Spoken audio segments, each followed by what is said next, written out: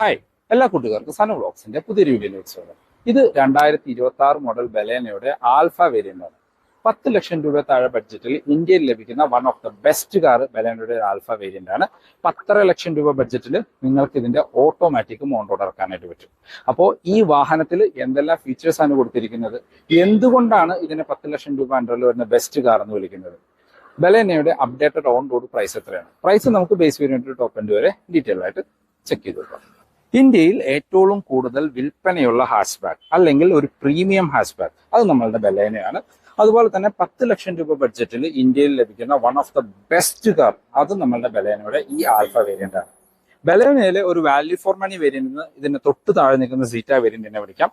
പക്ഷേ നിങ്ങൾക്ക് ബഡ്ജറ്റ് ഉണ്ടെങ്കിൽ ഞാൻ പേഴ്സണലി സജസ്റ്റ് ചെയ്യുന്നത് ഈ ആൽഫ വേരിയന്റ് എടുക്കാനാണ്.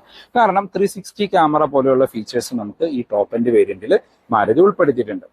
ഈ വേരിയന്റിന്റെ ഫ്രണ്ടിൽ നിന്നുള്ള ലുക്ക് ആൻഡ് ഫീച്ചേഴ്സ് ഒക്കെ നോക്കുകയാണെങ്കിൽ ഈ കളർ അത്യാവശ്യം നല്ല റോഡ് പ്രസൻസ് തരുന്ന നല്ലൊരു ബ്ലൂയിഷ് ബ്ലാക്ക് കളറാണ്. ബലേനയിൽ ആദ്യം വന്നിരുന്ന ഒരു ഡാർക്ക് ബ്ലാക്കിനേക്കാളും കുറച്ചും കൂടി ഭംഗി ഈ ഒരു ബ്ലൂയിഷ് ബ്ലാക്ക് കളറാണ്.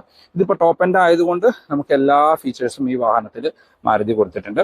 ഇപ്പോൾ ഫ്രണ്ടിൽ LED ഹെഡ്ലൈറ്റ് ആണ് കൊടുത്തിരിക്കുന്നത്. ഹൈ ബീമും ലോ ബീമും അതിനകത്ത് ഇന്റഗ്രേറ്റ് ചെയ്തിരിക്കുന്നു.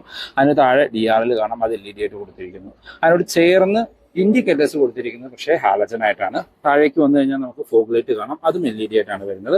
ഫോഗ് ലൈറ്റിന്റെ ടോപ്പിലൊക്കെ ഒരു ക്രോം ഇൻസെർട്ട് വരുന്നുണ്ട്.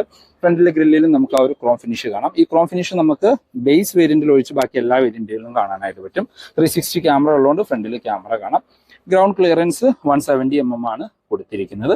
ഫ്രണ്ടിലെ പോർഷൻസിലെല്ലാം നമുക്ക് ആ ഒരു ബോഡി കളർ തന്നെയാണ്. വേറെ സ്കിറ്റ് പ്ലേറ്റ് പോലെ തോന്നിക്കുന്ന പോർഷൻസ് ഒന്നും ഇതിനകത്ത് വരുന്നില്ല. ശരിക്കും ഒരു പ്രീമിയം കാറിൽ ഒരു പ്രീമിയം ഹാഷ്ബാക്ക് എന്ന് പറയാം. പലരും ഈ സെഗ്മെന്റിൽ നമ്മളുടെ ഫ്രോങ്സ് കൺസിഡർ ചെയ്യാറുണ്ട്. ഫ്രോങ്സ് ശരിക്കും ബലേനോ ബേസ്ഡ് ആയിട്ടുള്ള ഒരു ക്രോസ് ഓവർ ആണ്. ഫ്രോങ്സിനേക്കാളും എനിക്ക് കുറച്ചും കൂടി യാത്രാ കംഫർട്ടും ഓടിക്കാൻ രസമുള്ള ഒരു വാഹനമായിട്ട് ഫീൽ ചെയ്തിരിക്കുന്നത് നമ്മളുടെ ബലേനോ തന്നെയാണ്.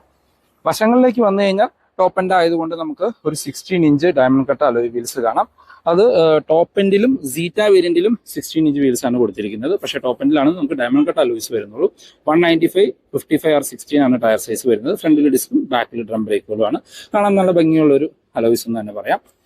മിറേഴ്സിൽ നമുക്ക് LED ഇൻഡിക്കേറ്റേഴ്സ് വരുന്നുണ്ട്. 360 ക്യാമറ ഉള്ളതുകൊണ്ട് അതിൻ്റെ ഒരു ക്യാമറ കാണാം. ഡോർ ഹാൻഡിൽസ് നമുക്ക് ഒരു ക്രോം ഫിനിഷിലാണ് കൊടുത്തിരിക്കുന്നത്. റിക്വസ്റ്റ് സെൻസർ കൊടുത്തിട്ടുണ്ട്. ഒരു വിൻഡോ ക്രോം ലൈൻ ബാക്ക് വശം വരെ പോകുന്നത് കാണാം. അത് നമുക്ക് സീറ്റ വേരിയന്റ് തൊട്ടിട്ടാണ് അവൈലബിൾ ആയിട്ടുള്ളത്. നമുക്ക് ഗ്ലാസുകൾ 30% UV കട്ട് ഗ്ലാസുകളാണ് യൂസ് ചെയ്തിരിക്കുന്നത്. ഒരു ഗ്രീനിഷ് കളറുടെ ടിൻറ്റ് ഗ്ലാസുകൾ എന്ന് പറയാം. ബാക്കിൽ നോർമൽ ആന്റിനയാണ് കൊടുത്തിരിക്കുന്നത്. ഷാർപ്പിന്റെ ആന്റിനൊന്നും തന്നെ വരുന്നില്ല. അപ്പൊ ഇതാണ് വശങ്ങളിൽ നിന്നുള്ള ഒരു ലുക്ക്. ഇപ്പൊ ഈ വാഹനം എടുക്കുകയാണെങ്കിൽ പ്രത്യേകിച്ച് യാതൊരു ആക്സസറീസും ചെയ്യേണ്ട, ഈവൻ നമുക്ക് കൂൾ ഫിലിം പോലും ഒട്ടിക്കേണ്ടതായിട്ട് വരുന്നില്ല. ബാക്കിലേക്ക് വന്നു കഴിഞ്ഞാൽ ടോപ്പ് എൻഡ് ആയതുകൊണ്ട് നമ്മൾ പറഞ്ഞത് പോകണം എല്ലാ ഫീച്ചേഴ്സും ഇതിനകത്ത് മാരുതി കൊടുത്തിട്ടുണ്ട്.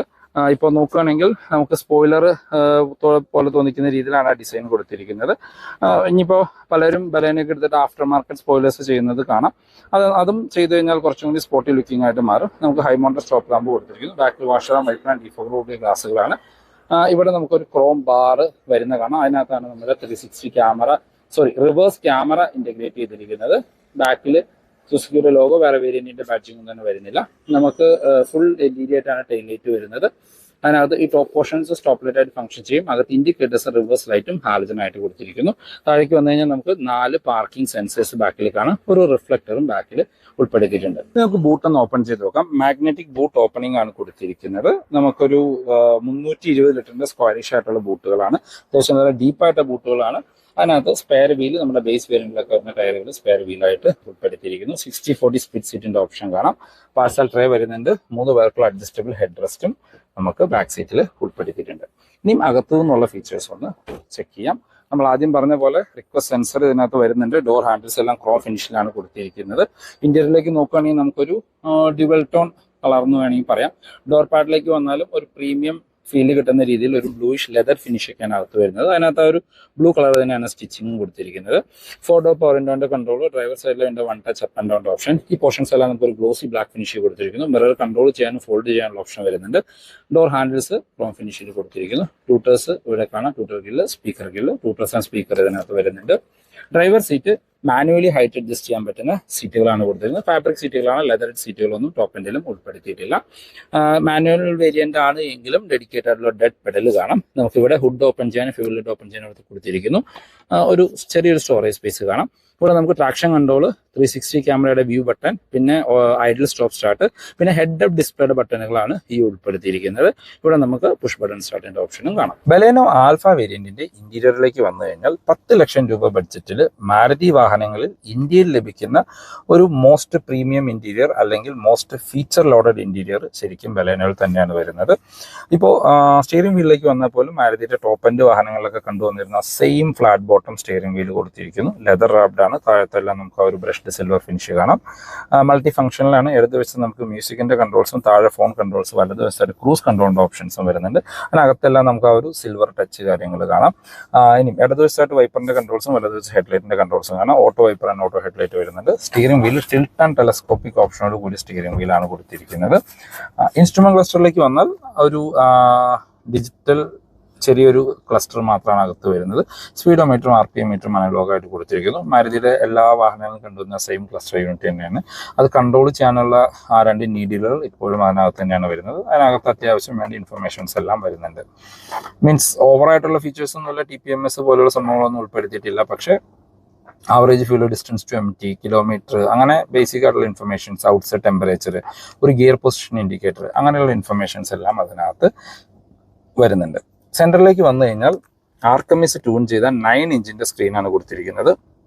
Android auto, apple CarPlay wireless ആണ്. 4 സ്പീക്കറും 2 ട്യൂട്ടോടും കൂടിയ സ്ക്രീനാണ്. നല്ല ഡീസൻറ്റ് ക്ലാരിറ്റി ഉള്ള ഒരു സ്ക്രീൻ എന്ന് തന്നെ പറയേണ്ടി വരും.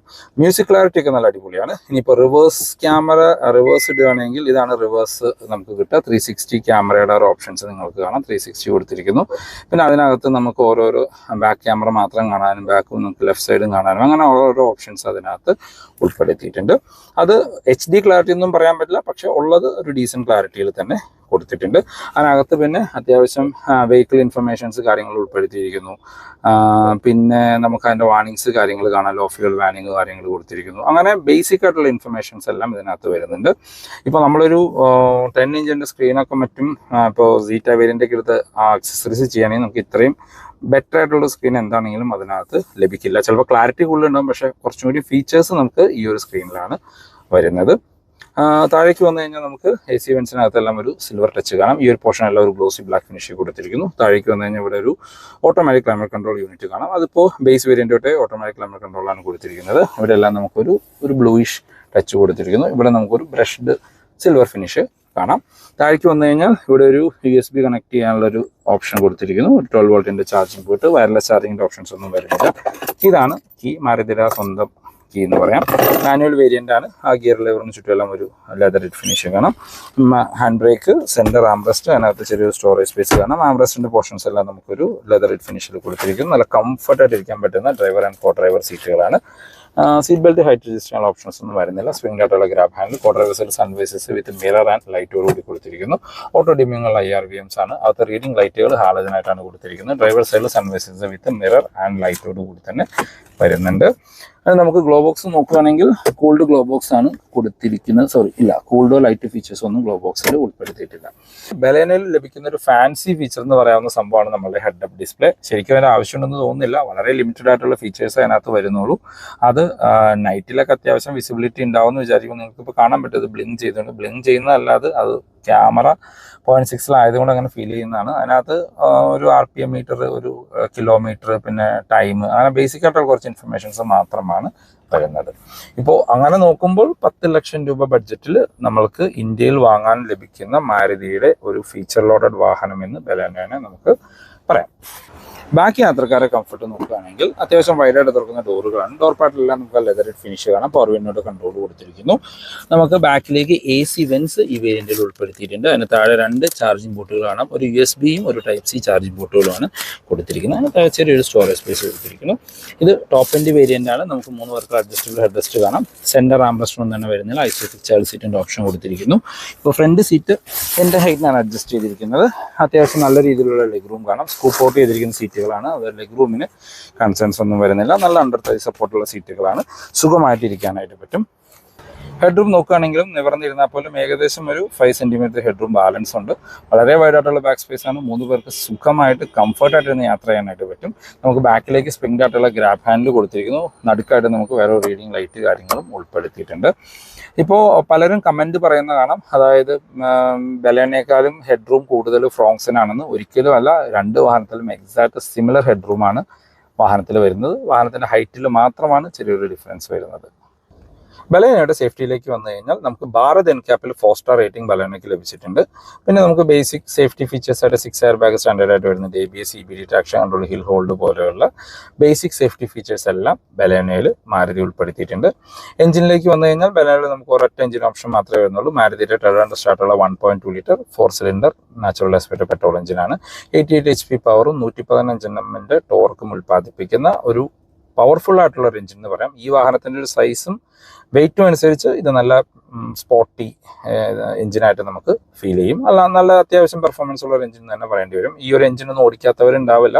ഇതിനെക്കുറിച്ചൊന്നും അധികം എക്സ്പ്ലെയിൻ ചെയ്യേണ്ട കാര്യമില്ല. ഓടിച്ച് എക്സ്പീരിയൻസ് ചെയ്തവരായിരിക്കും ഒരുവിധം എല്ലാ മലയാളികളും. മൈലേജ് ആണ് ഹൈലൈറ്റ്. 22 കമ്പനി പറയുന്നത്. മാനുവലിന് ഒരു 18ഉം 19ഉം ഓട്ടോമാറ്റിക്കിനും ഏകദേശം ആ മൈലേജ് ഒക്കെ ലഭിക്കും. 5 സ്പീഡ് മാനുവൽ അല്ലെങ്കിൽ 5 സ്പീഡ് AMT ഗിയർ ബോക്സ് ആണ്. ബലേനയുടെ അപ്ഡേറ്റഡ് ഓൺ റോഡ് പ്രൈസിലേക്ക് വന്നാൽ ഈ മാർച്ച് മാസം ബലേനയ്ക്ക് 35,000 രൂപ വരെ ഓഫർ മാരുതി ഉൾപ്പെടുത്തിയിട്ടുണ്ട്. അതിൽ 15,000 രൂപ ക്യാഷ് ഡിസ്കൗണ്ടും 15,000 രൂപ എക്സ്ചേഞ്ച് ബോണസും 5,000 രൂപയുടെ കോർപ്പറേറ്റ് ബോണസുമാണ് ലഭിക്കുന്നത്. ഇപ്പോൾ നമ്മൾ ഈ പറയുന്ന പ്രൈസിൽ എക്സ്ചേഞ്ച് ബോണസും കോർപ്പറേറ്റ് ഓഫറും ഉൾപ്പെടുത്തിയിട്ടില്ല. അതല്ലാണ്ട് നോർമൽ ക്യാഷ് ഡിസ്കൗണ്ട് കഴിഞ്ഞിട്ടുള്ള പ്രൈസാണ് ഈ അപ്ഡേറ്റ് ചെയ്യുന്നത്. ഇപ്പോൾ ബേസ് സിഗ്മ വേരിയന്റ് നമുക്ക് 6,90,000 രൂപയ്ക്ക് ഓൺ റോഡ് ഇറക്കാം. അതാണ് ബേസ് വേരിയന്റിന്റെ പ്രൈസ്. സെക്കൻഡ് വേരിയന്റ് ഡെൽറ്റ 7,90,000 രൂപ. 1,00,000 രൂപ കൂടുതൽ ഡെൽറ്റ കിട്ടും. ഡെൽറ്റ ഓട്ടോമാറ്റിക് ആണെങ്കിൽ 840. അതായത് ബലേനയുടെ ഓട്ടോമാറ്റിക് വേണമെങ്കിൽ മിനിമം 840 സ്പെൻഡ് ചെയ്യേണ്ടി വരും.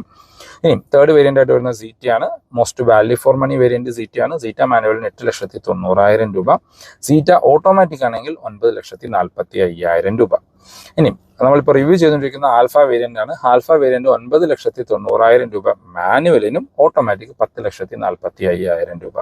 അപ്പോൾ നമ്മൾ വീഡിയോയുടെ ആദ്യം പറഞ്ഞ പോലെ 10 ലക്ഷം രൂപ താഴെ ബഡ്ജറ്റിൽ ഒരു മാനുവൽ കാറും 10 ലക്ഷം രൂപ താഴെ ബഡ്ജറ്റിലുള്ള ഒരു ഓട്ടോമാറ്റിക് കാറും മാരുതിയിൽ നിന്ന് നിങ്ങൾ നോക്കുന്നുണ്ടെങ്കിൽ ദ ബെസ്റ്റ് കാറ് ബലേനോ തന്നെയാണ്.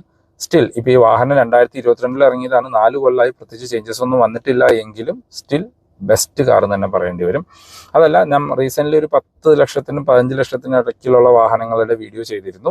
ഇപ്പോൾ 8 to 10 ലക്ഷം രൂപ ബഡ്ജറ്റിൽ നിങ്ങളൊരു വാഹനം നോക്കുന്നുണ്ടെങ്കിലും നിങ്ങൾ ഒന്ന് ടെസ്റ്റ് ഡ്രൈവ് ചെയ്ത് നോക്കേണ്ട ബെസ്റ്റ് കാറാണ് ബലേനോ. ഈ പറഞ്ഞാൽ ബലേനോ ഒന്നും ഓടിക്കാത്തവരുണ്ടാവില്ല. അത്രയും വാഹനങ്ങളാണ് നമ്മുടെ നാട്ടിൽ ഇറങ്ങിയിരിക്കുന്നത്. എല്ലാ മാസവും ടോപ്പ് 10 ലിസ്റ്റിൽ വരുന്ന ഒരു വാഹനമാണ് നമ്മുടെ ബലേനോ. ടോപ്പ് 5 പലപ്പോഴും ബലേനോ കാണാറുണ്ട്. അപ്പോൾ അത്രയും വാഹനങ്ങൾ ഇറങ്ങുന്നുണ്ട്. അപ്പോൾ ഇതാണ് ഇന്നത്തെ വീഡിയോ യൂസ്ഫുൾ ആണെന്ന് വിചാരിക്കുന്നു. ബലേനോ റിലേറ്റഡ് എന്ത് ഇൻഫർമേഷനും അല്ലെങ്കിൽ മാരുതി റിലേറ്റഡ് എന്ത് ഇൻഫർമേഷൻ ഡിസ്ക്രിപ്ഷനിൽ നമ്പർ കൊടുക്കാൻ നിങ്ങൾക്ക് അവരെ കോൺടാക്ട് ചെയ്യാം. പുതിയ വാഹനം ബുക്ക് ചെയ്യാനാണെങ്കിലും എക്സിസ്റ്റിംഗ് ഓണേഴ്സ് ആണെങ്കിലും നിങ്ങൾക്ക് അവരെ കോൺടാക്ട് ചെയ്യാം. അപ്പോൾ പുതിയൊരു വീഡിയോ കാണുന്നവരെ ബൈ.